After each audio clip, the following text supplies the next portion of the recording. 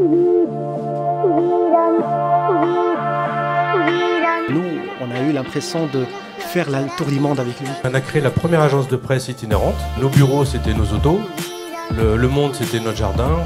Et on vivait des ventes de nos reportages. Son métier donne envie et pour le coup, il nous a transportés sur tout son périmètre. C'était génial. Il y a 35 ans maintenant, mon métier, c'est d'organiser des tours du monde, des transcontinentales, sur 2 ou 4 roues pour mes clients. Il a pu, grâce à la prise de parole en public, développer sa passion et la transformer en métier. Dans ce métier, j'ai été amené à maîtriser 3 sortes de prise de parole en public. La première, c'était les interviews. Ensuite, il a fallu que je fasse des réunions. Et ensuite, il y a eu les briefings.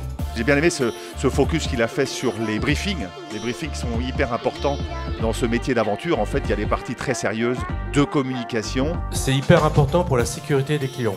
Et ce jour-là, il fallait que je leur explique comment ne pas attirer l'attention des ours lors du bivouac du soir. J'ai adoré parce que justement, je trouvais que c'était un autre versant de la prise de parole et du conférencier. Il le disait lui-même. Donc moi, je ne suis pas un grand orateur, mais j'ai un cursus tout-terrain. C'est-à-dire que je fais des briefings à travers différents pays, à travers différents paysages, dans toutes sortes de conditions climatiques. Puis il a mis quelque chose qui me plaît beaucoup, moi, le maître mot, l'humour.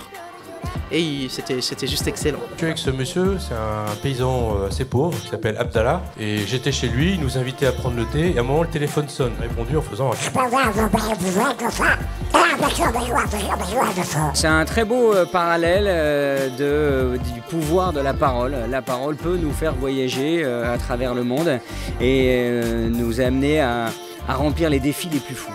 Avec Abdallah, on a toujours réussi à communiquer que par des conneries. On s'adore, c'est comme mon frère, on a le même âge. Moi je viens de lui demander si je pouvais participer au prochain voyage.